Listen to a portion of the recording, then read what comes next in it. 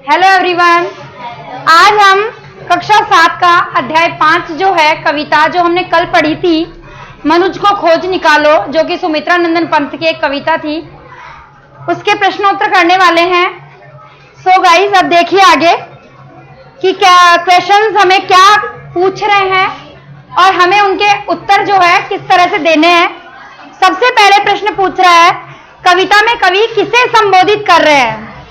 देखिए, कविता में जो कवि हैं वो किसको संबोधित कर रहे हैं। आपके सामने उत्तर है, कविता में कवि नई पीढ़ी को संबोधित कर रहे हैं। किसे संबोधित कर रहे हैं? नई पीढ़ी, जो आज की जो जनरेशन है उसको जो है संबोधित करते हुए कवि इस कविता में हमें मानवता का आह्वान कर रहे हैं कि हमें मनुष्यता बनाए रखनी होगी। फिर है, समाज में मानव किन किन बुराइयों से जकड़ा हुआ है। जैसा कि हमने कविता में पढ़ा था कि समाज में मानव जो है वो जाति पाति, रूढ़ियों, धर्म अधर्म, स्वार्थ, नशा आदि बुराइयों से जकड़ा हुआ है। मनुष्य में ये बुराइयां जो है अभी वो रूढ़िवादी है, परंपराओं को मान रहा है, इसीलिए उसमें इस तरह के ये जो बुराइयां है वो उसने इनको मनुष्य को जकड़ रखा है। देश राष्ट्र में किस तरह भेदभाव की भावना फैली हुई है। देश राष्ट्र में धर्म के नाम पर, रूढ़िगत विश्वासों के नाम पर भेदभाव की जो भावना है वो फैली हुई है। ये तो हमारे जो ओरल क्वेश्चंस थे वो थे। अब आगे हम लिखित प्रश्नों की तरफ चलते हैं।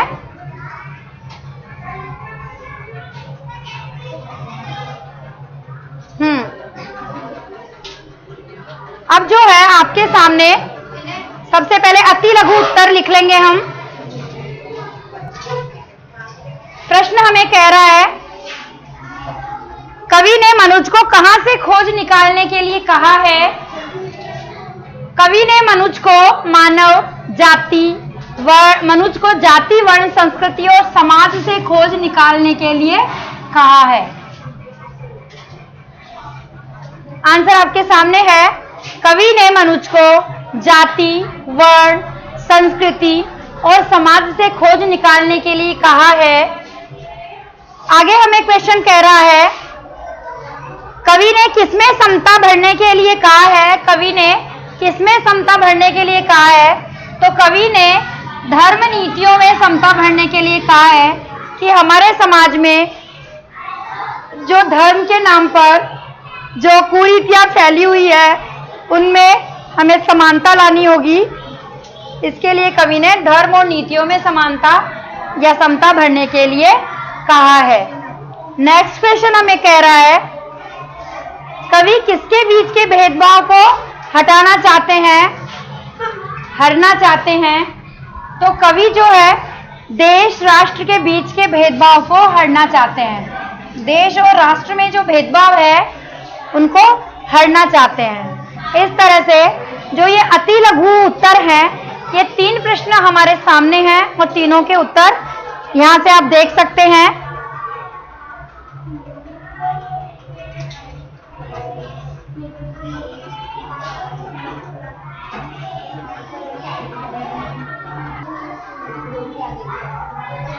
यस, अब आगे लघु उत्तर देखिए। लघु उत्तर वाले प्रश्न देखिए, दिखाई दे रहे हैं सबको। प्रश्न पहला कह रहा है, मूल व्यक्ति को फिर से चालो। पंक्ति से कवि का क्या आशय है। मूल व्यक्ति को फिर से चालो, पंक्ति का क्या आशय है, ये प्रश्न हमें पूछ रहा है।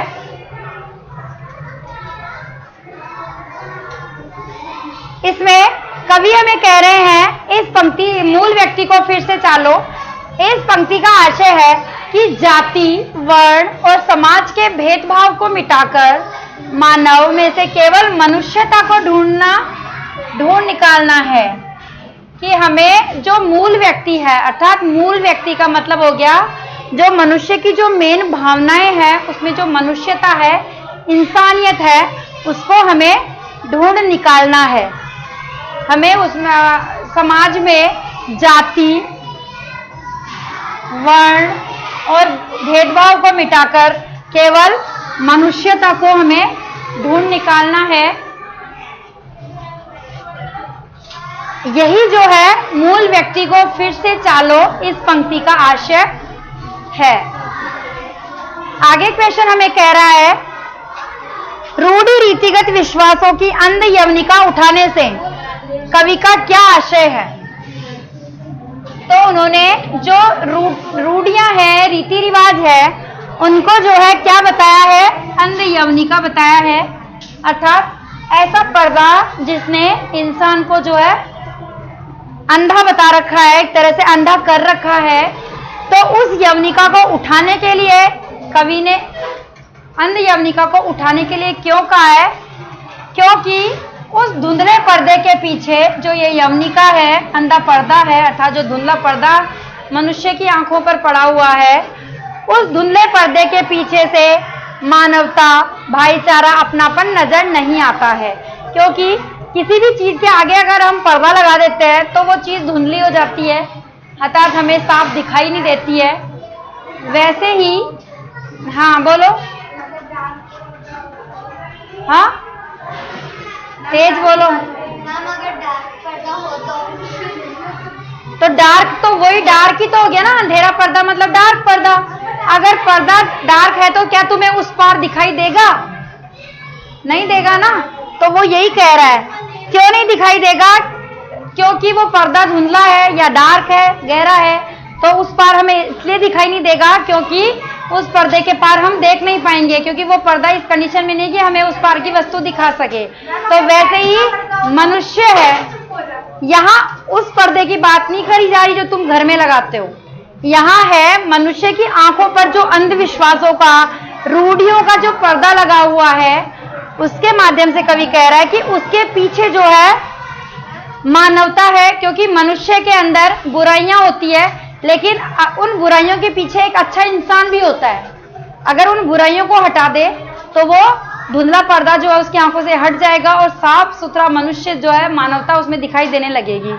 तो कवि इसमें यही कह रहे हैं, उस धुंधले पर्दे के पीछे से मानवता, भाईचारा, अपनापन नजर नहीं आता है, क्योंकि उसके आंखों के आगे रीति रिवाजों का, अंधविश्वासों का पर्दा लगा हुआ है।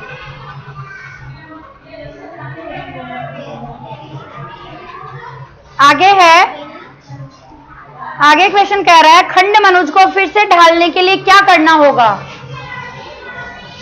जो खंड मनुष्य है, खंड मनुष्य किसको कहा है, जो मनुष्य जिसके अंदर काम, क्रोध, लोभ, मोह, माया ये सारे विकार आ गए हैं, ऐसा खंडित मनुष्य, उसको फिर से ढालने के लिए, क्योंकि उसमें अब कोई खंडित चीज है, उसको ढालने के लिए वापस से उसको हमें सांचे में डालना पड़ता है, तब वो जाके वापस शेप में आती है। वैसे ही मनुष्य में भी जो है बहुत से विकार है, बहुत सी बुराइयों ने, दुर्गुणों ने घर कर लिया है। तो उसको फिर से ढालने के लिए राजा, प्रजा, धनी, निर्धन, सभ्य, असंस्कृत, सज्जन और दुर्जन, सबको मानवता से हमें भरना होगा। इन सब में जो है मानवता की भावना भरनी होगी, तभी जाकर मनुष्य जो है क्या होगा, तभी जाकर मनुष्य के आंखों के आगे से पर्दा हटेगा, अर्थात वो मनुष्य जो खंडित था वो अब फिर से ढल जाएगा, अर्थात अपने सही रूप में आ जाएगा, उसमें मनुष्यता की भावना आ जाएगी, तो उसमें कोई विकार रहेगा ही नहीं। ये 3 थे तुम्हारे लघु उत्तर, जिनको आप नोट डाउन कर सकते हैं। यस, अब आगे जो है दीर्घ उत्तर प्रश्न देखिए आप। प्रश्न हमें कह रहा है, कविता में कवि ने किस तरह की संसार की रचना का आह्वान किया है। कविता में कवि ने हमें किस तरह की रचना का आह्वान किया है। आह्वान का मतलब होता है पुकार।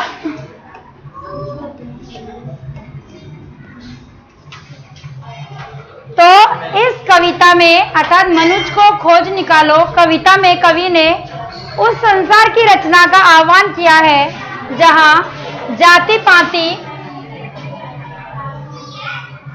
भेदभाव, असमानता, अंधविश्वास, धर्म के नाम पर भेदभाव न हो, वहां मनुष्य में केवल अपनेपन, भाईचारे व समानता की भावना हो। ऐसे समाज में की ऐसे संसार की रचना का आह्वान या पुकार जो है कवि सुमित्रा नंदन पंत इस कविता के माध्यम से कर रहे हैं। इस कविता में कवि ने उस संसार की रचना का आह्वान किया है जहां जाति पाति, भेदभाव, असमानता, अंधविश्वास, भाईचारा, अंधविश्वास, धर्म के नाम पर भेदभाव न हो, ऐसा संसार होना चाहिए। उस संसार में क्या होना चाहिए? केवल मनुष्य में केवल अपनेपन की भावना हो, भाईचारे की भावना हो और समानता की भावना हो। ऐसे संसार की रचना कवि करना चाहता है। अब नेक्स्ट जो ख वाला क्वेश्चन है, मनुज को खोज निकालो कविता का मूल भाव। तो जो इसका फर्स्ट वीडियो है जिसमें कविता का सार दिया हुआ है, वो जो है आप इस कविता के मूल भाव में देख सकते हैं। देन थर्ड क्वेश्चन है, मनुज जो ये पंक्तियां है राजा प्रजा धनी, ये वाली पंक्तियों में जो है सप्रसंग व्याख्या कीजिए। तो ये भी आप वीडियो में देख सकते हैं कि इनकी व्याख्या या भावार्थ किस तरह से बताया गया है। अब नेक्स्ट जो क्वेश्चन है, भेदभाव को दूर करने के लिए हम क्या क्या प्रयत्न कर सकते हैं?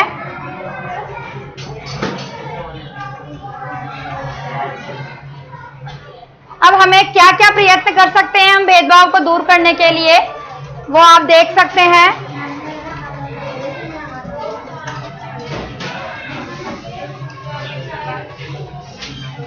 भेदभाव को दूर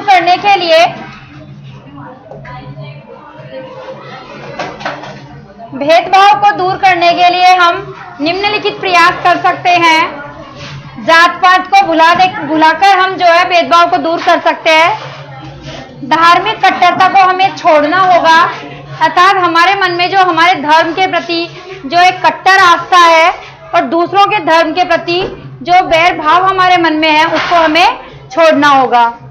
देन अंधविश्वासों को त्याग दें। जो सुपरस्टिशंस हमारे मन में है, जितने भी अंधविश्वास हमारे मन में है, उनको हमें त्यागना होगा और आगे बढ़ना होगा। और भाईचारा फैलाएंगे तो हम क्या कर सकते हैं? भेदभाव को दूर कर सकते हैं।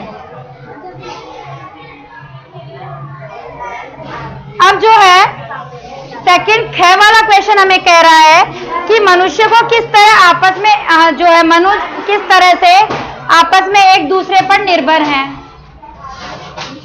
अब हम जो है हम साधारण मनुष्य हैं और हम एक दूसरे पर डिपेंडेंट हैं। जैसे आप कक्षा के सभी स्टूडेंट भी कभी जैसे किसी ने कोई वर्क नहीं किया तो दूसरे बच्चे से हमने वर्क ले लिया। लर्निंग वर्क नहीं किया, लर्निंग नहीं है तो बच्चे से हम समझ सकते हैं एक दूसरे से। एब्सेंट होते हैं तो हम दूसरे स्टूडेंट से पूछ के इसका फायदा उठा सकते हैं। तो इस तरह से हमें भी जो है एक दूसरे के साथ मिलकर ही हम जो है आगे बढ़ सकते हैं। तो हम किस तरह से एक दूसरे पर निर्भर हैं, ये क्वेश्चन में पूछा गया है। हम एक दूसरे से जो है निम्न प्रकार से निर्भर है। विचारों के आदान प्रदान के लिए हमारे मन में क्या है, हमारे मन में क्या विचार चल रहे हैं, जब तक हम किसी से शेयर नहीं करेंगे तब तक जो है हमारे मन के विचारों का किसी दूसरे को क्या पता लगेगा।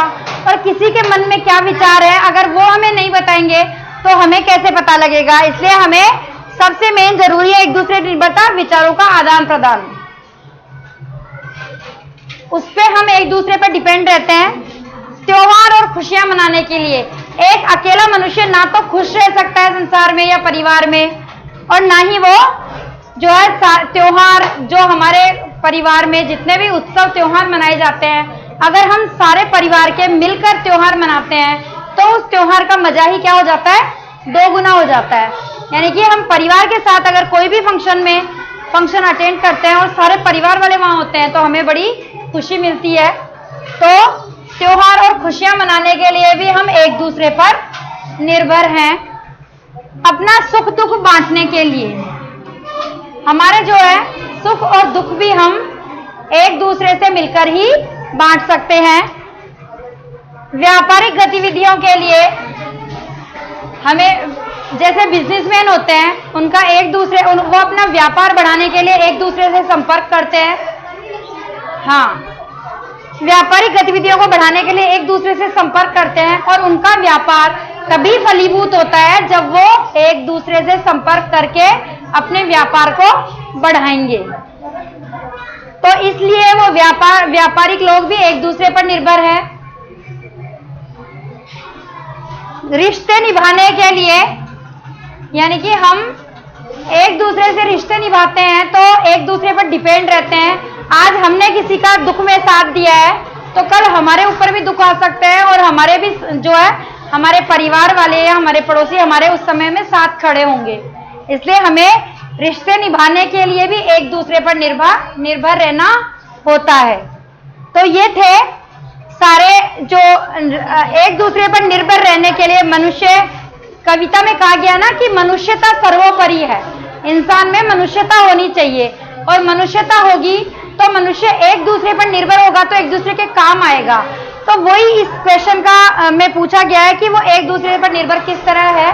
निर्भर मतलब एक दूसरे पर डिपेंड है, तो इस तरह से हम इसका आंसर दे सकते हैं। अब है भाषा ज्ञान में, देखिए आप इसमें जो इनके विलोम शब्द है उनमें, तो ये निर्धन किसका विलोम शब्द है? धनी का। दुर्जन किसका है? सज्जन। सज्जन का दुर्जन हो गया। असभ्य, सभ्य का असभ्य हो गया। समर्थन, अगर हम किसी का विरोध करते हैं तो दूसरा समर्थन हो जाता है, उसका अपोजिट। प्रजा का राजा। रानी क्या? राजा का रंक होता है। ऑप्शन पे डिपेंड करता है कि वो ऑप्शन क्या आता है। राजा का क्या है? रंक। हाँ, तो इसमें प्रजा की जगह ऑप्शन में क्या है? रंक। तो आप रंक कर लीजिए, राजा का रंक हो जाएगा, क्योंकि ऑप्शन में प्रजा ना होकर क्या है? रंक है।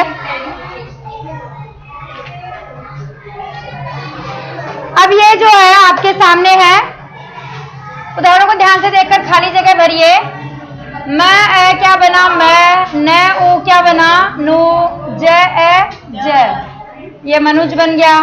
समत्व, से और ए मिला के से, मैं और ए मिला के मैं, से आधा है और वह और ए वह, तो समत्व।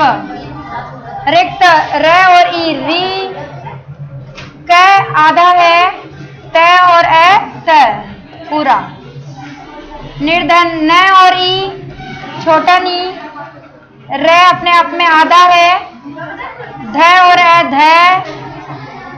और न और ए न, तो ये बन गया निर्धन। इस तरह से। अब ये रे के विभिन्न रूपों के प्रयोग है। वर्ण, ये ऊपर रे लग गया, ये रे कौन सा है? ये आधा है। ये रे कौन सा है? ये पूरा है। प्रजा वाले में भी पूरा है, ट्रक वाले में भी पूरा रे है, निर्धन वाले में क्या है? आधा रे है। धर्म में भी आधा रे है, वर्ग में भी आधा रे है, दुर्जन में भी आधा रे है, और ध्रुव में क्या है? पूरा रे है।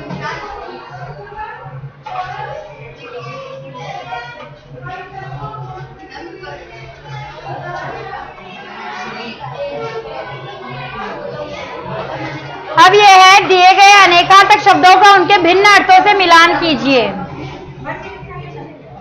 जान, जान का क्या मतलब होता है? एक तो होता है जीवन, हमारी जान, मेरी जान में जान आई, यानी जीवन, जान है तो जहान है, यानी जीवन है तो सब कुछ है। जानकारी कि मैंने ये नहीं जाना, तो मुझे ये जानकारी नहीं है, तो वो जानने को जानकारी भी बोलते हैं। तो इस जान शब्द के दो अर्थ हो गए। वर्ण, वर्ण का मतलब रंग होता है और वर्ण का मतलब अक्षर भी होता है। फिर है वर्ग, वर्ग मतलब कैटेगरी होती है, श्रेणी जिसको बोलते हैं। और वर्ग यानी एक प्रकार की आकृति होती है, जो आप स्क्वायर बनाते हो, इसको क्या कहते हैं? वर्ग। हिंदी में उसको वर्ग कहते हैं। दल, दल मतलब क्या होता है? समूह है। और दल यानी छोटे छोटे जो पत्ते होते हैं उनको भी हम दल कहते हैं। कि पर्ण दल यानी पत्तियों का दल, कि छोटे छोटे जो पत्तियों का समूह है उसको कहते हैं। तो दल यानी समूह भी होता है और छोटे पत्ते भी होता है।